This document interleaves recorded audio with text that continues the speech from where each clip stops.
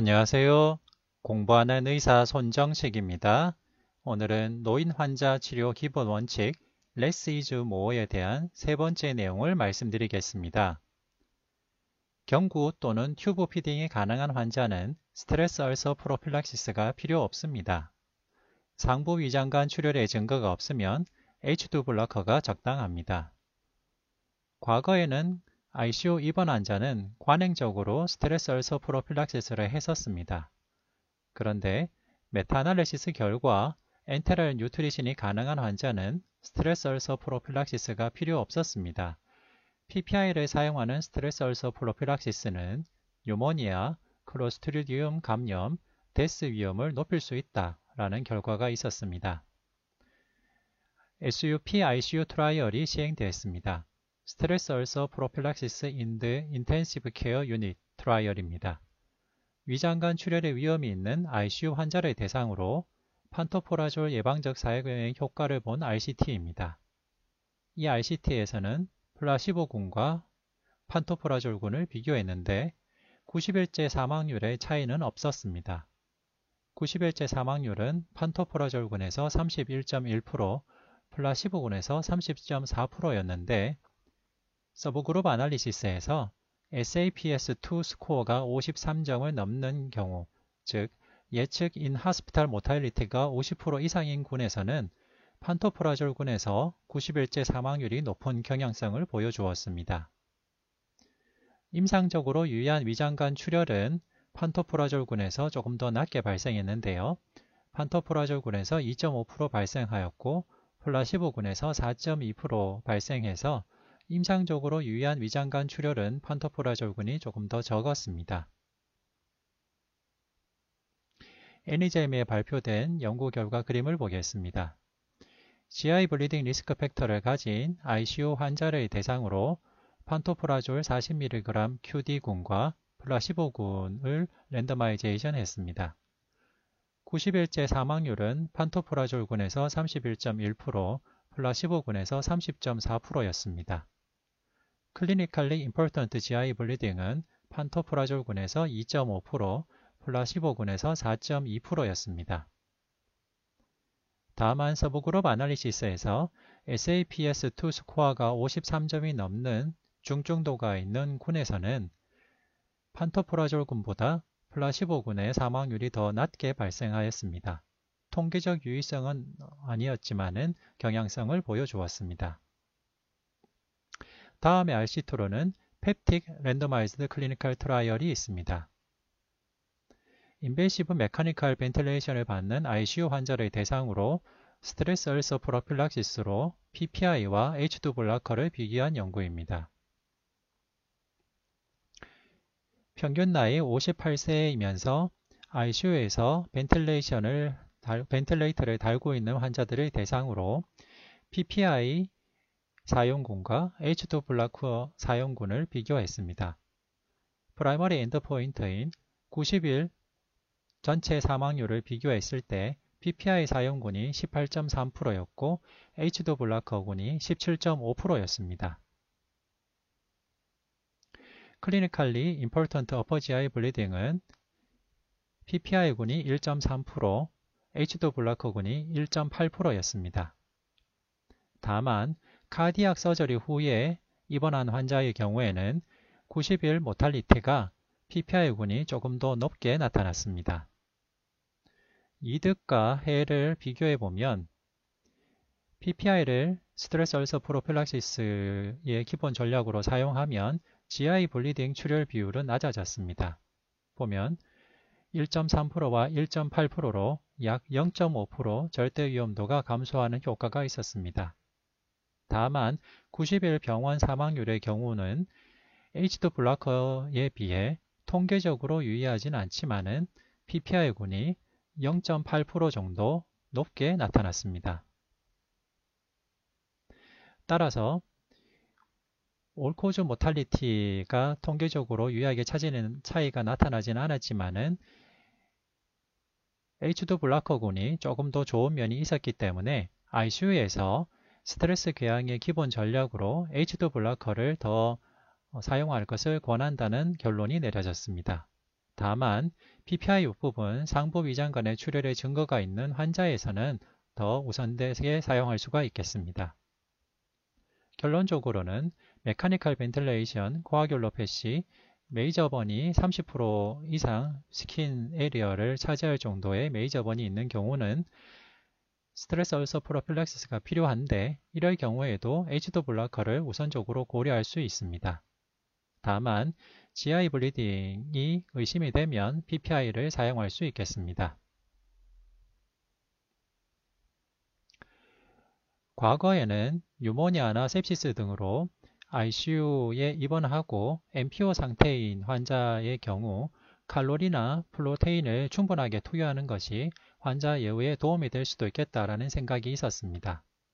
그런데 급성 폐손상으로 인공호흡기 치료를 받는 환자들에서 초기 6일 정도는 트로픽 피딩, 즉 하루에 400kcal 정도만 투여하는 경우와 풀 피딩, 하루 1300kcal 정도 투여하는 경우를 비교했을 때 예후 차이가 없었고 트로픽 피딩으로 하루 300kcal 정도만 투여하는 경우 위장관 부작용이 더 적었습니다.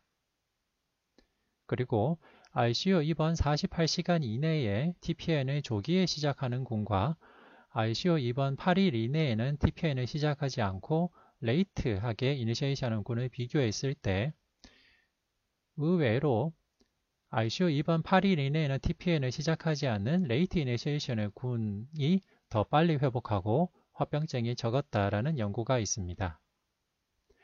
ICU에서 인공호흡기 치료가 필요한 중환자들을 대상으로 에너지 댄스하게 엔테랄 뉴트리션을 한 군과 루틴으로 엔테랄 뉴트리션을 한 군을 비교한 연구가 있습니다. 하루 칼로리 투여량은 에너지 댄스하게 투여한 군은 1863kcal가 투여됐고 루틴으로 엔테랄 뉴트리션을 한 군은 1262kcal가 투여돼서 약 600kcal 정도의 차이가 났습니다.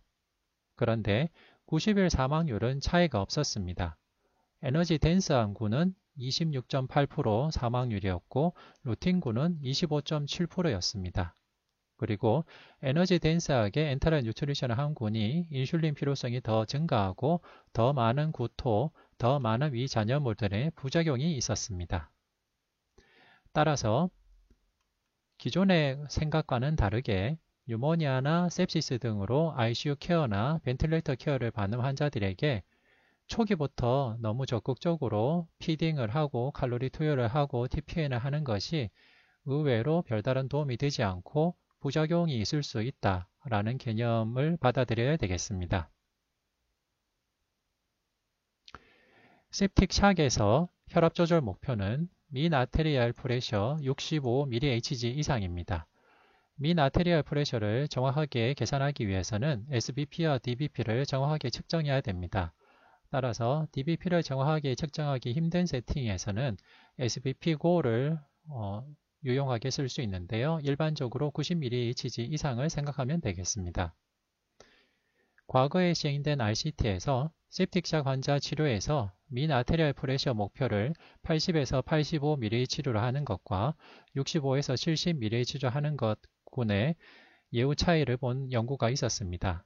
이 연구 결과 사망률의 차이는 없었지만 높은 목표군에서 새로 발생한 심방세동이 더 많았기 때문에 이 연구 결과 추후 발표된 지침에서는 mean arterial pressure 목표를 일반적으로 65 이상으로 제시하였습니다. 다만 septic-shock 이전에 고혈압이 있었던 환자의 경우 높은 혈압 목표군에서 레날 리플레이스먼트 테라피가 덜 필요하였지만 사망률의 차이는 없었습니다. 이렇게 일반적으로 septic-shock 환자에서 혈압 조절 목표를 mean arterial pressure 65 이상으로 공고하고 있는데 최근에 시행된 RCT에서는 그 혈압 조절 목표를 조금 더 낮게 가져가는 RCT가 시행이 됐습니다.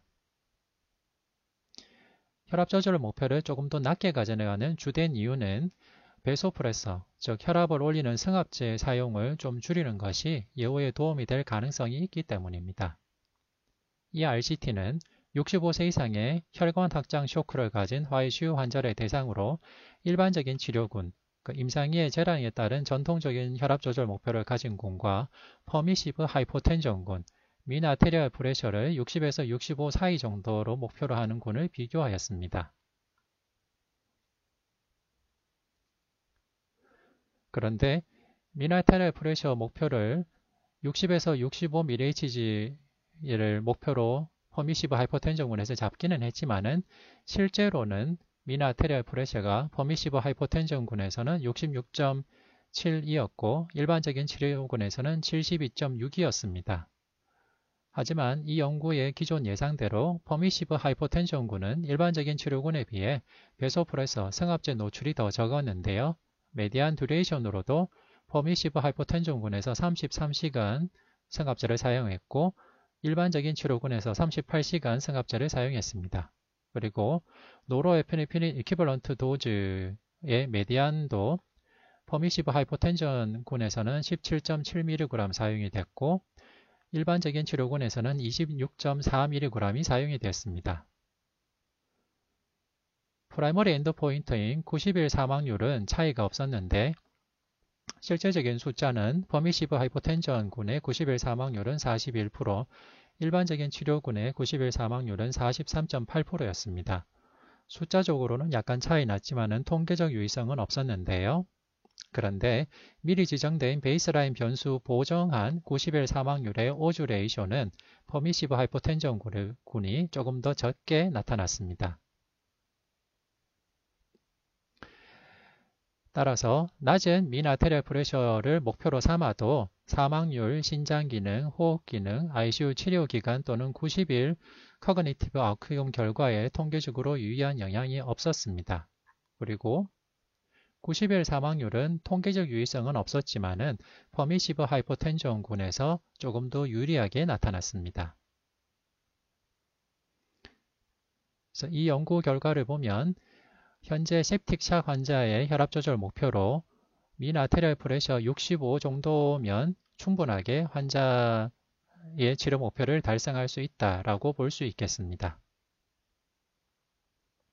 그리고 승합제 사용에 대한 RCT 결과를 보겠습니다.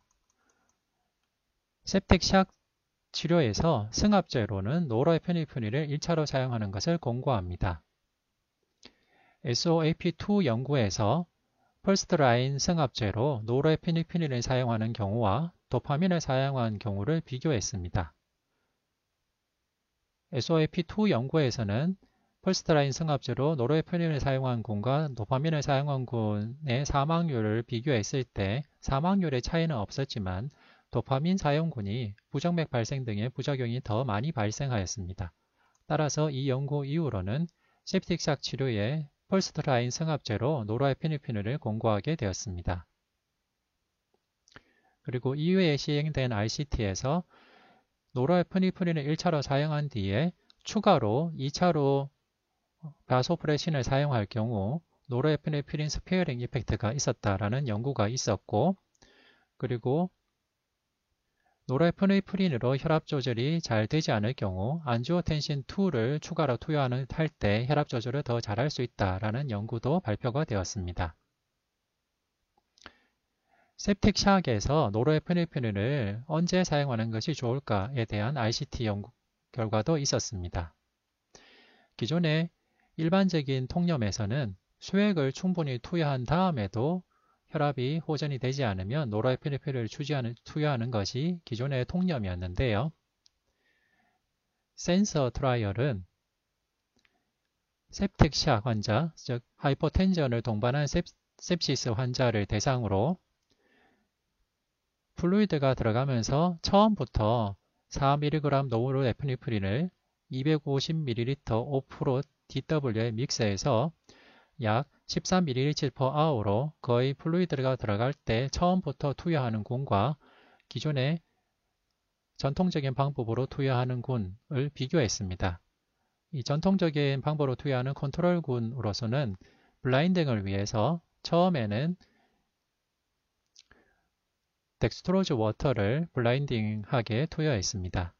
이 연구 결과 6시간까지의 샷 컨트롤이 얼리 노르에피네프린 군이 76.1%로 컨트롤이 더 잘 되었고 스탠다드 트리트 그룹은 48.4%로 혈압 조절이 됐습니다.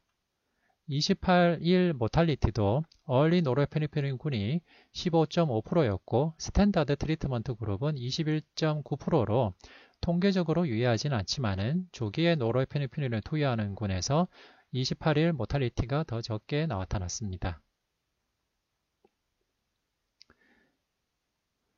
이렇게 나타나는 기전을 유추해 볼 수 있는 다른 연구들이 있습니다.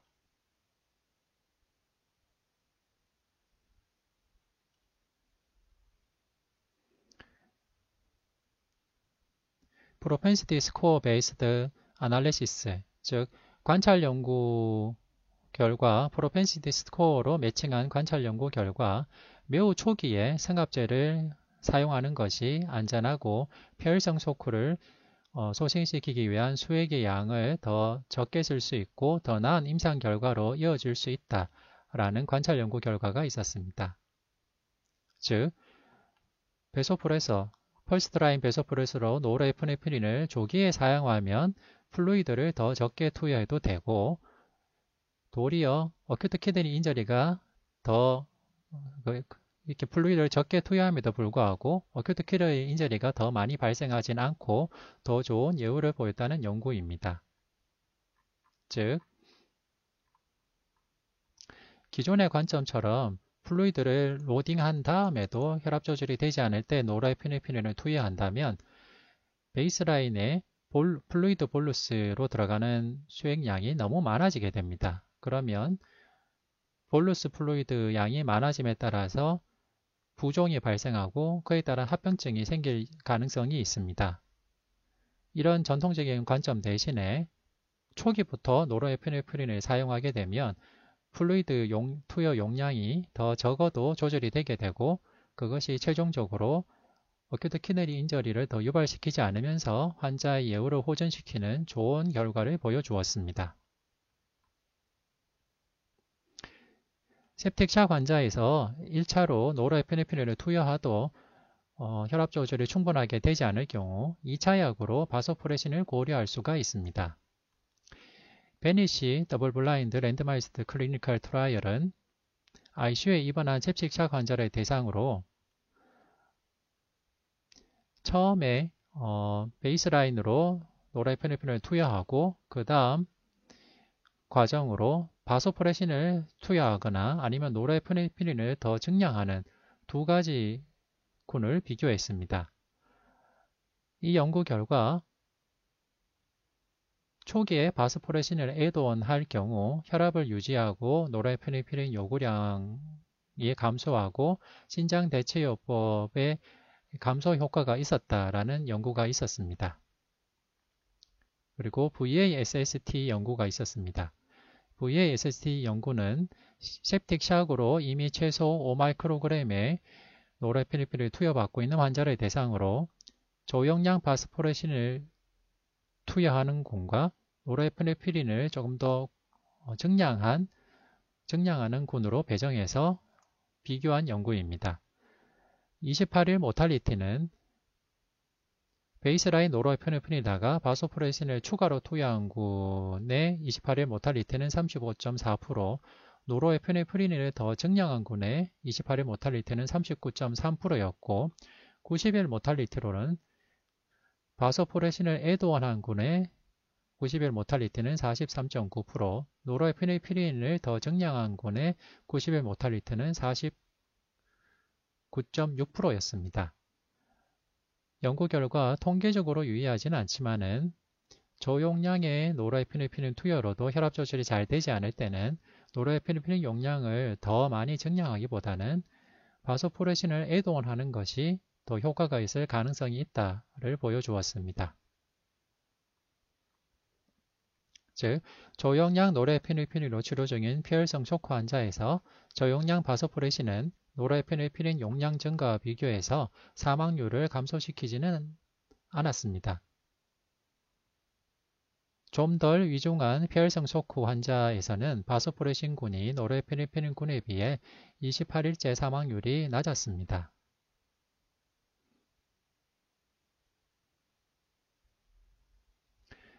이상의 연구 결과들을 가지고 전반적인 어프로치 하는 것을 보여드리겠습니다.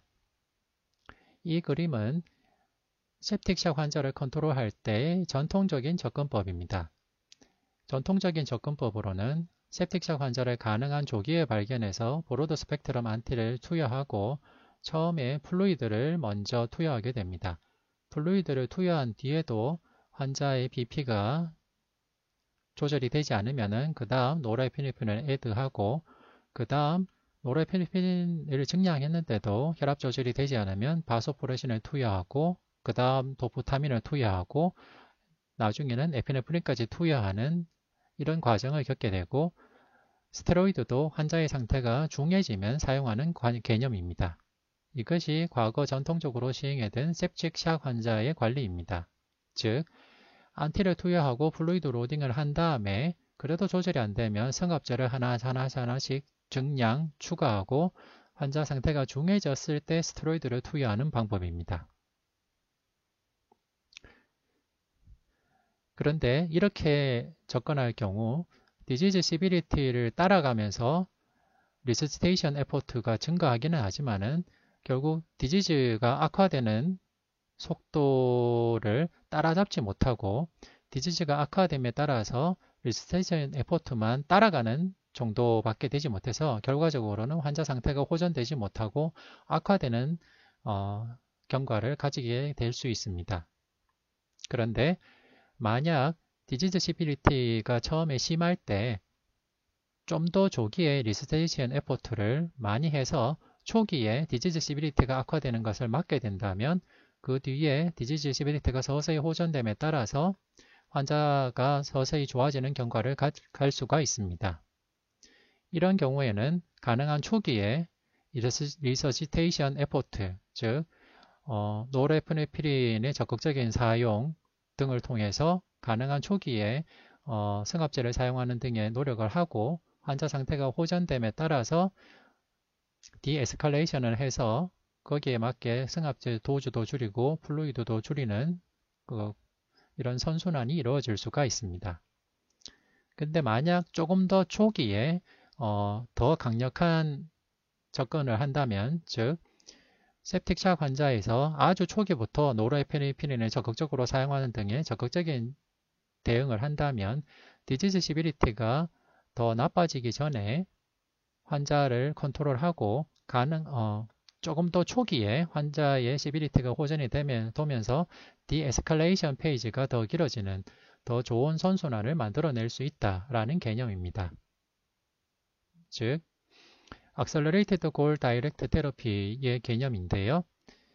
이 개념은 가능한 조기에 septic샥 환자를 발견하고 브로드 스펙트럼 안티를 사용하고 플루이드를 줄 때 아예 처음부터 노르에피네프린을 주고 플루이드를 양을 볼루스 플루이드를 때려 붓기보다는 플루이드 양을 이렇게 단계적으로 늘려감에 따라서 양 플루이드가 너무 로딩이 되지 않도록 하고 노르에피네프린을 아주 초기부터 적극적으로 사용하고 노르에피네프린 도즈만 계속 올리는 것이 아니라 낮은 용량의 노르에피네프린으로 충분하게 혈압 조절이 되지 않으면은 노르에피네프린 도즈만 쭉 올리는 것이 아니라 그 다음 바소프레신을 애드온하고 또 그 다음 에피네프린을 애드온을 해서 가능한 조기에 승합제를 충분하게 쓰는 것을 권고하고 있고 스트레스 도즈 스테로이드도 질병의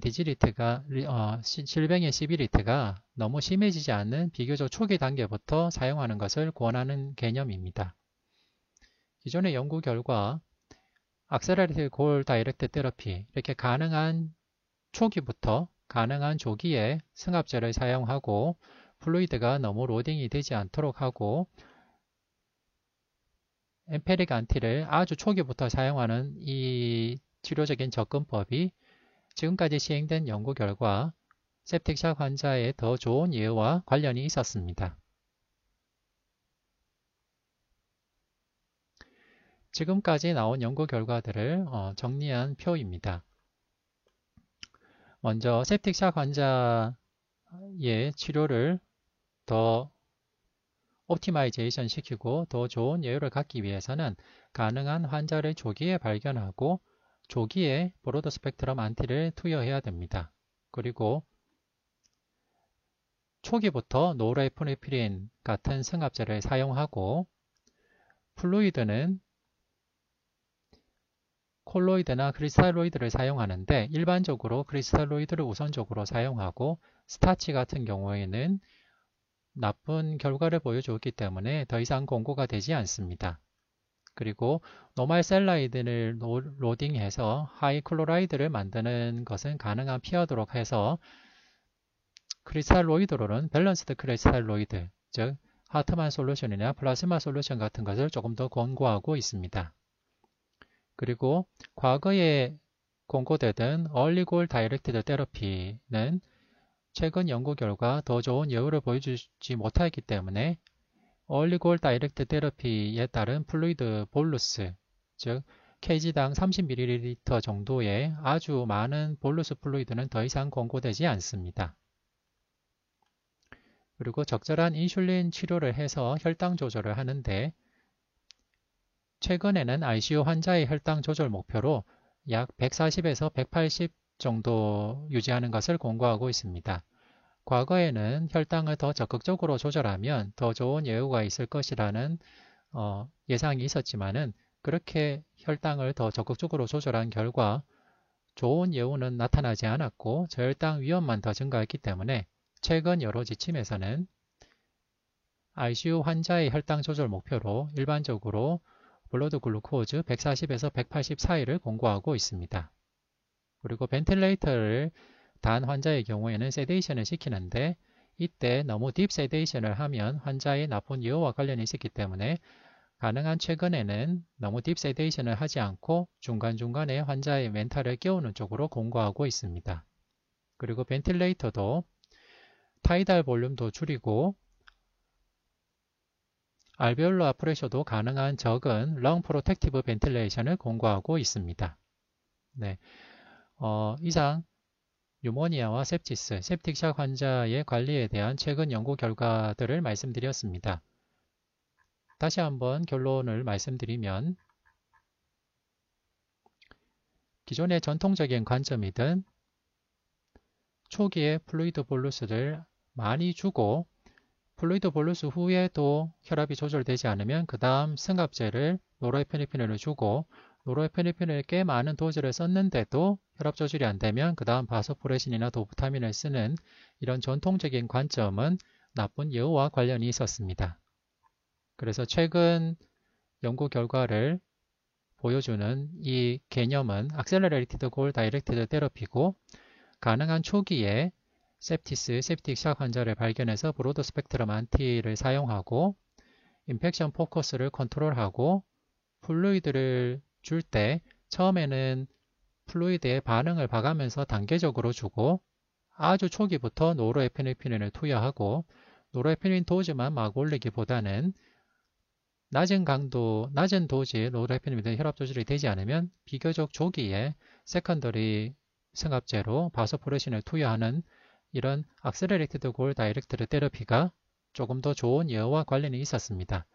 그래서 노인 환자 그리고 뉴모니아 sepsis 그리고 노인 입원 환자를 보는 선생님들도 최근의 연구 결과들을 숙지하시고 이런 개념들을 가지고 환자를 보시면 좋겠습니다. 네, 이상 경청해 주셔서 감사합니다.